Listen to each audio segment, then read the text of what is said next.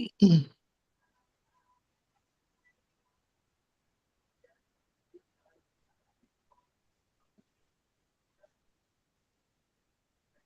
hello everyone. We managed to get in the room okay? Okay, we don't have anyone who's on video. Mostly we've got black screens, so we got a lot of good listening going on, I guess. Oh, and there's Keith. Hi, thank you so much. Thanks so much for coming to our island-wide municipal water systems information meeting. We're going to be talking about new governance model today. I'm just going to do a quick introduction of some of the people in the room and a review of our meeting protocols. I'll start with the meeting protocols. You can ask questions throughout. No, actually, please save your questions to the end of the meeting for this one. We're going to do a quick presentation and change it a little bit by doing the questions at the end. At that time, you can put up your digital hand or your physical hand. Either one is fine. You can also write your questions in the chat and I can read them out and we can be answering them that way. Okay, so my name's Steph. I'm the Deputy Corporate Officer at Bowen Island Municipality. I'm with Kristen Watson. She's our Chief Financial Officer and will be presenting today. Patrick Graham, our Director of Engineering, is here to provide backup information. I've got Liam Edwards, our Chief Administrative Officer. Hands up, Liam. Thank you. I've got Councillor Getty in the background. There she is. Hi. And Councillor Morse is here for support and information if needed. And I've also got our Mayor, Andrew Leonard, here today. He's just going to have a few words with you before we head on over to Kristen's presentation. Mayor Leonard? Just get myself unmuted here. Thank you. Thank you for the introduction, and thank you everyone for being here today. Whether you're joining us online here on the Zoom room, we've got some folks here, or watching the live stream, or even watching the live stream later. It's always fantastic to have community participating. I know it takes something to show up to these things, especially around a dinner hour or wherever you're squeezing in this meeting. So your participation is appreciated. I think from a big picture view, just to talk about why we're here today, I'm sure the folks that are here, saw the announcements and have seen some of the conversation happening. This really comes out of a couple of desires that have been identified by council in conversation with the community, in conversation with some of our committee members, and in conversation with staff.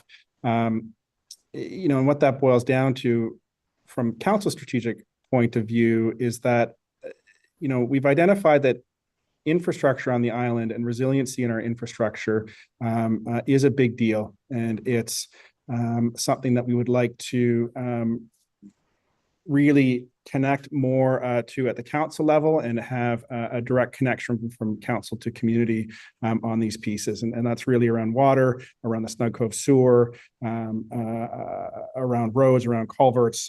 We've made improvements in asset management. We've, through our 5-year financial plans, we've really thoughtfully started to put money towards these infrastructure items. The second is a real recognition that from an island-wide perspective, there's opportunity, I think, at a council level to connect more directly with citizens. So, our council, being the elected representatives of the community, have a duty, one, to the way that we spend money, and that's the infrastructure side of it, but secondly, to the way that we're engaging our community and taking responsibility and taking accountability for that engagement. And as that looks for the water systems, there's a need, I think, for council really to take responsibility and accountability for the governance and the budgeting functions of the water systems individually as local service areas, but then how that plugs into a whole island.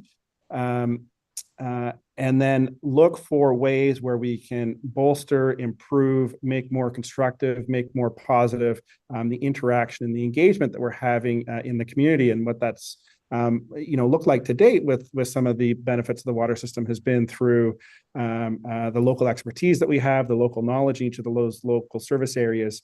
So the presentation that Kristen's about to walk you through will sort of detail how council really strengthens its responsibility and accountability for governance and finances and the way that it connects to the community. And then on the other side, how do we build an engagement structure that goes direct to community, that reaches people in a wide and sort of episodic way at times, and really has the community feeling heard in front of all of council for us, the decision makers.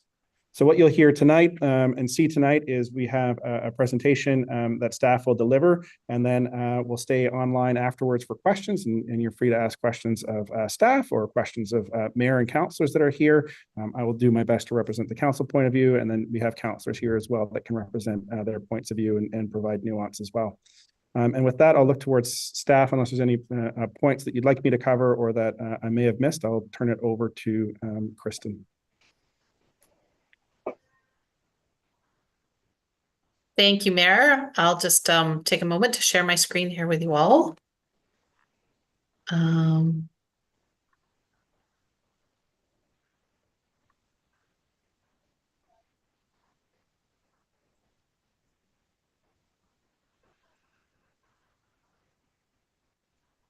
Okay, I trust you have it on your screen as I do on mine now. So I'm going to run through a quick presentation that we have now presented both to the chairs of the LACs and to council. This is the third and final iteration of this presentation. And it's an overview of our new planned model for financial reporting and stakeholder engagement with regards to the water systems. The main goal for council in this initiative is to encourage direct community involvement. As Mayor Leonard indicated, the dollars being spent on infrastructure, water infrastructure projects these days are big dollars. And as such, council wishes to increase its level of oversight of the utility system operations and administration. And the model that we have now, we call it the LAC model, the Local Advisory Committee model. What it means is that council itself does not directly receive any financial or operating reports, and it instead relies upon a committee of volunteers to make recommendations about decisions regarding utility systems. So we have council in our image here. We have surrounded by several committee members, and then on the outer side of that is the community. So in our new proposed governance model, we are proposing that we replace the LAC committee with those meetings, with LAC committee meetings, with council committee of the whole meetings and a series of community information meetings. And at those meetings, there will be council members and members of the public of the water systems and general members of the public as well. So by removing that layer of LAC committee members, what it means then is that staff will be reporting directly to council and directly to the community members.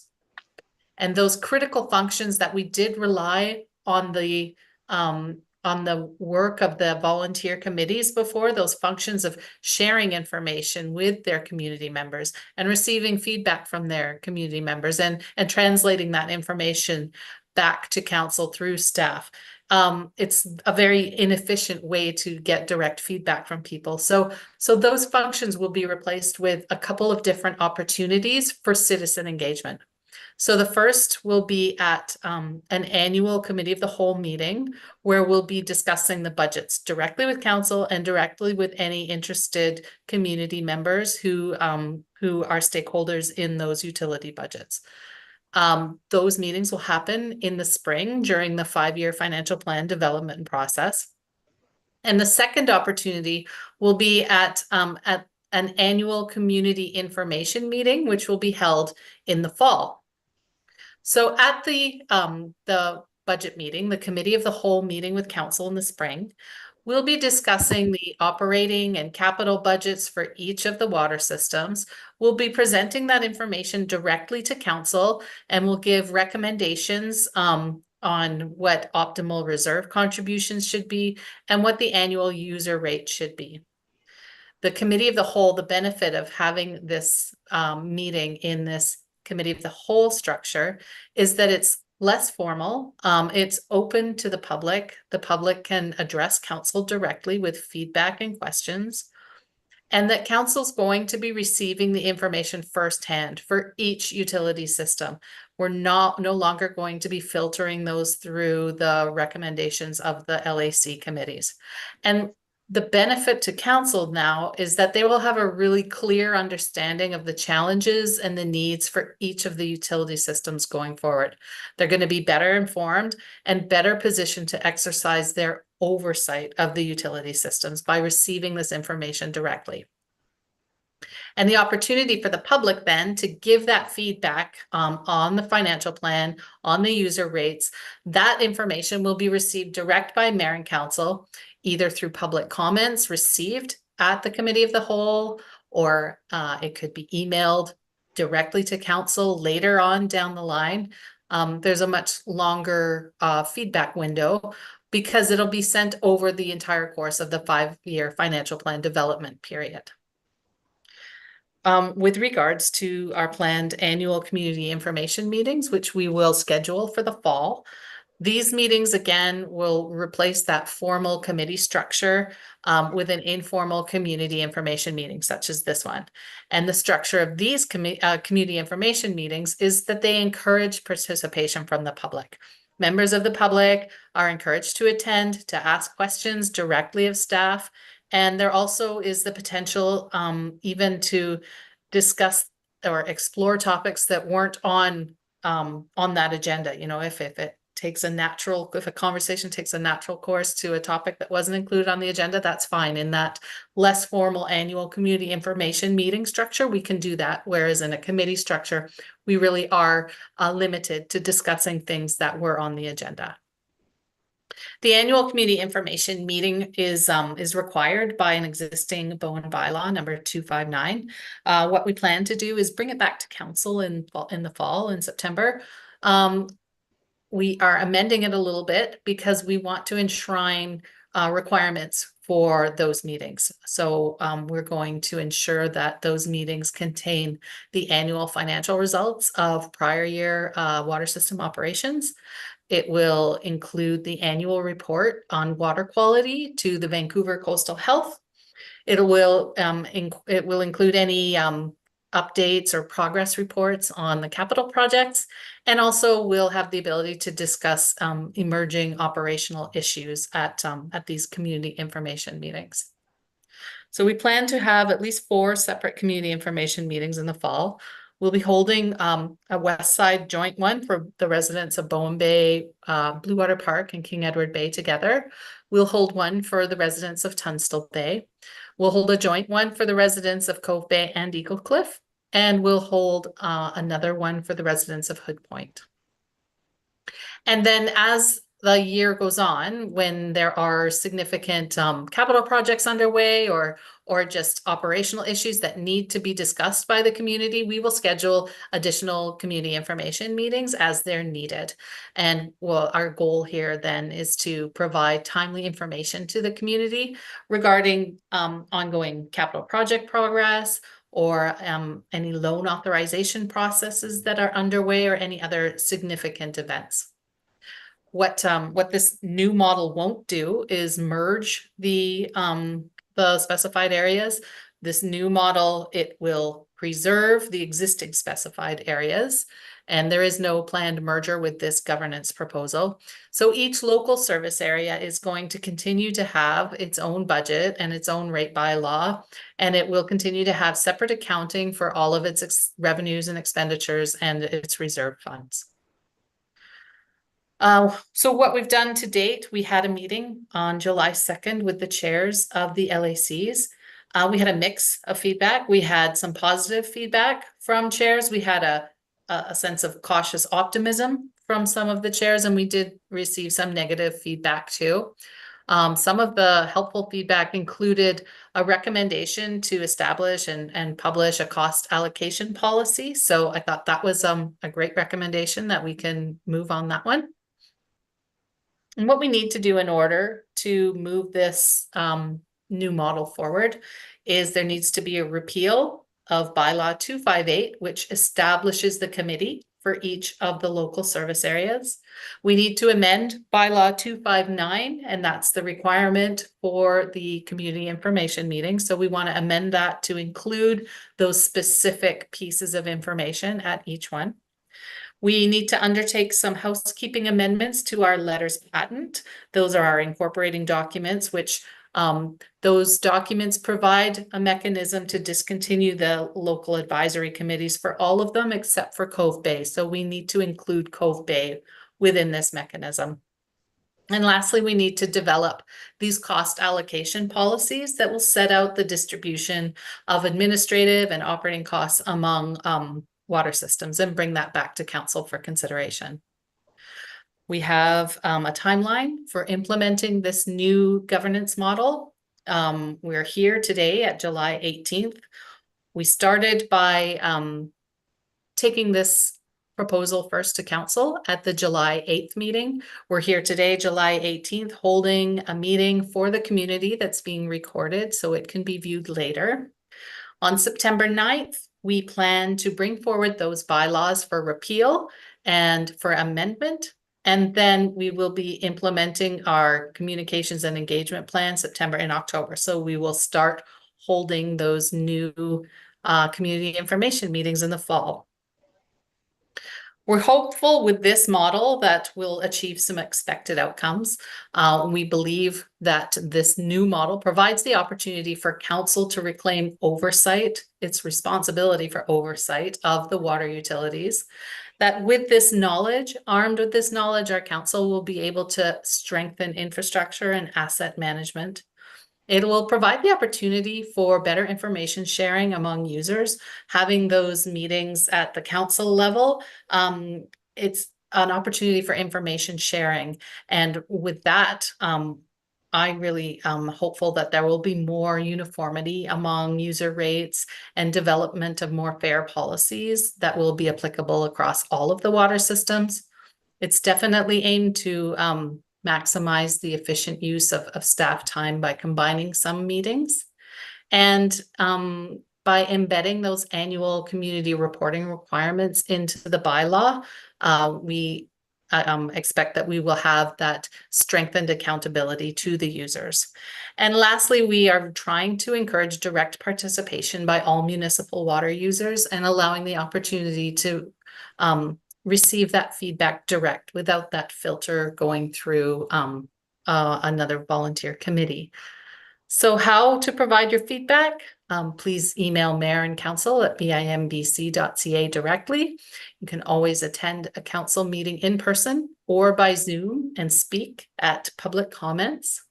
And please do take the time to enter your email address and subscribe to updates. So stay in the know on our webpage, www.bimbc.ca.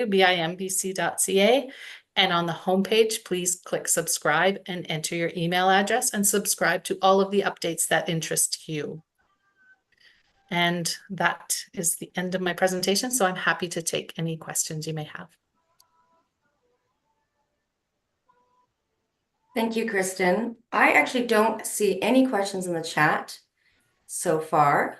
So I'm going to put out a call to people in the room. Is there anyone who has a question for our CFO regarding the new structure? Or the mayor and council. We'll take them too. So yeah, we're blessed to have them in the room as well. Okay, I've got Matt in the chat. What is the municipality's view / approach to reducing the number of water systems on Bowen? I think that, Kristen, you might have a nice sense of the local service. The local service areas are they're established by bylaw and they are required. There is a lot of legislation around how they are operated and administered. So from a financial perspective, it's easy to merge a local service area when there is no debt in either one of them. But as we're going along, we now find ourselves that more than not, most of the local service areas have debt. So once there's that debt piece involved, then local service areas actually are typically, they need assent of the electors in order to start combining them and merging them. So, for now, at least, and until the water systems have been, the investments have been made to bring them all up to kind of a uniform level of investment in infrastructure, it would be, a bit challenging to try and just reduce the number of local service areas. There is still a component that is, it's like a municipality taking on debt. It does require assent of the electors. So ones that are contiguous, I think, may be more inclined to be combined, but certainly ones that are just separate, completely separate. There's I think the people that live in those local service areas wouldn't feel a strong desire to merge with other ones at this point. So yeah, there's a big citizen engagement piece in reducing a number of local service areas.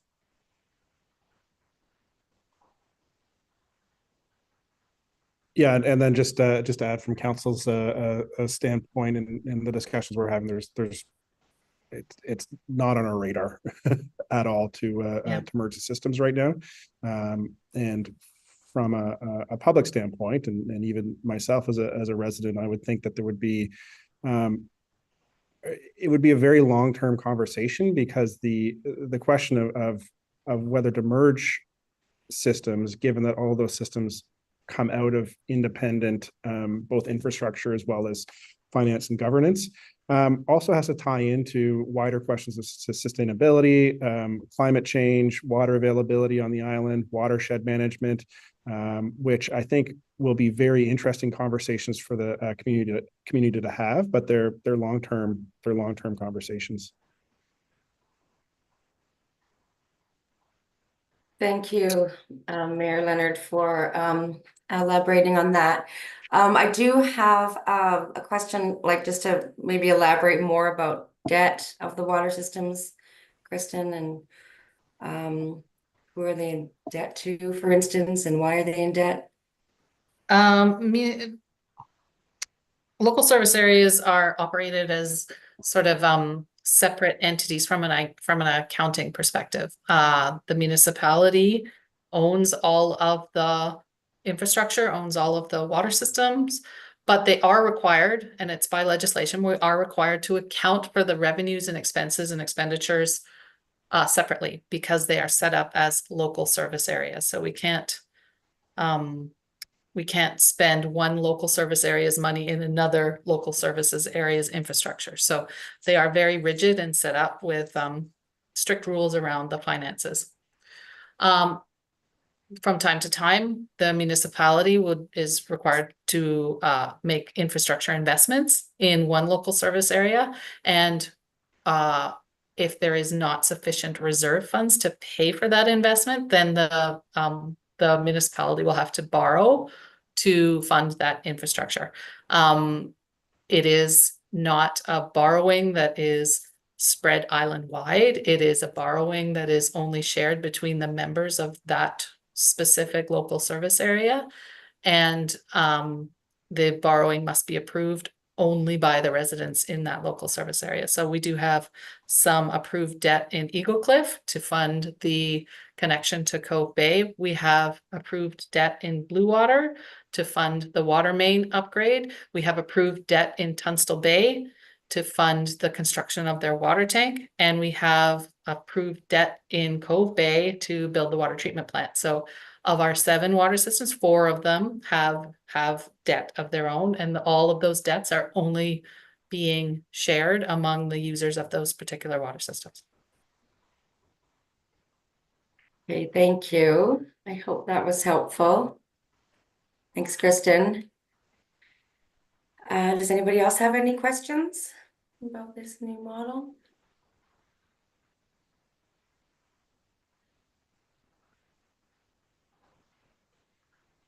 Okay, I was going to say a brief piece about communications. Kristen did cover Ways to some communicate. Yeah, we have the mayor and council email is a great one to be able to access that group. We also have an email address that's water@bimbc.ca for the more technical operational questions. Um, why is my water whatever today? Those kinds of questions. That's water@bimbc.ca. Thanks, Matt. And the mailing list as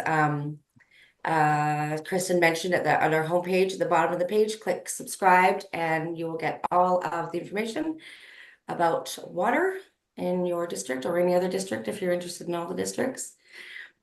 And I think that's all I have. Do any other counselors or staff or the mayor have anything to share before we sign off? Yeah, the only thing I would share is that just on those communication pieces, and given that folks who show up to events like this are engaged and interested, and that what we're talking about here is also a change in public engagement. So these community information meetings and the way that we do this is going to be built out, and as we get it up and running, there's sure to be some changes in the structure of the way that we do things and the way that we take up conversations and engagement with the community. If you have suggestions, feel free to reach out, either mayor and council at bimbc.ca, or if that feels too daunting, you can reach out to me directly, which is just mayor@bimbc.ca. Happy to entertain comments. If you think this is awesome, great. If you think that this is going to be a disaster, also great. But preferably if you add a few more words about how we could improve it, or things that might work instead, is always really helpful for us to receive. And in particular, if there's ways that you'd like to be engaged with that hasn't occurred in the past, or that you think would be a great idea and you've got some suggestions, definitely drop those in our inboxes, or voicemails, or direct messages on social media as well. I'm more than open to taking up and working with and hearing those comments. And just again, thank you for being here at dinner time on a Thursday evening where I see the sun outside. My kids are playing on the beach, so I'm looking forward to getting out. But thank you for being here. Thank Thanks, you. Steph. Oh, okay. You were frozen there for a second, Steph, so I can Am hear I you frozen again. now? Your face is frozen, but we can I'm hear your frozen if voice. I'm. Okay, good. That's great, because I think we're done. So thank you so much for coming out, and you know how Oh, to I get saw a question hold of from us. Bill Granger, actually. There was a question from Bill Granger there about how to encourage conservation. So I just want to say that I'm pleased to say that in 6 of 7 water districts, we now have a consumption-based billing model in place. So we have made leaps and bounds to move that model forward, and we've just got that model in place in the 3 West Side water districts. So consumption from the very first gallon of consumption.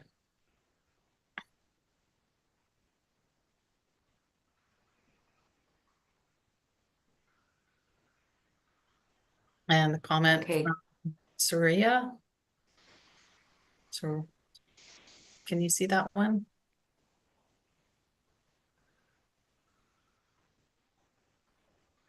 Yeah, I can see it. I'll just read it out, and then I'll look to Thanks. staff to answer this one. So it says, "Thank you for the overview, and it looks like a great new model. Where can I find out on a regular basis what the water quality of Cove Bay water is at any time?" And we'll direct that over to staff. I see Liam. Or Patrick.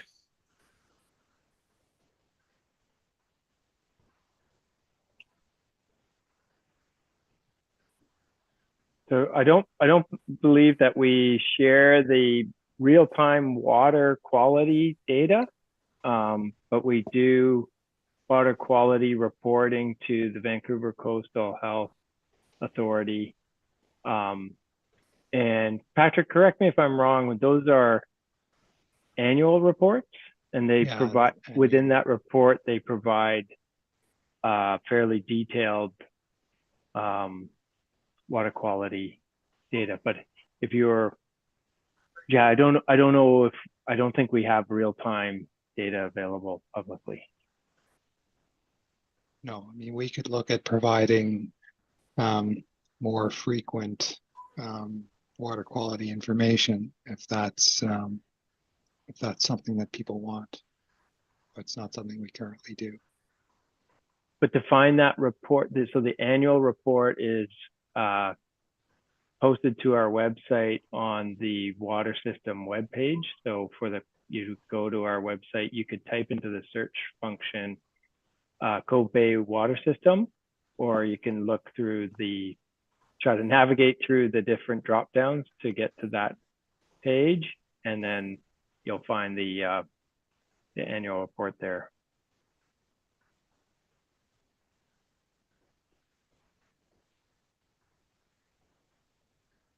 And I see your additional comment there, more frequent updates, please.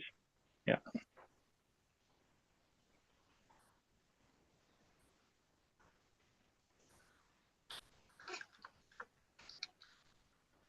Okay, great. Everyone's just sitting in awkward silence. So I think that might Okay. wrap Oh, us look, up. Go ahead, Steph. well, Beck, can you hear me? Yep. Thank you so much for coming. I'm going to say goodbye to everyone. Enjoy the sunshine. Have a great summer. Thank you. Thank you so Right on. much. Thank you, everyone. Bye-bye. Bye.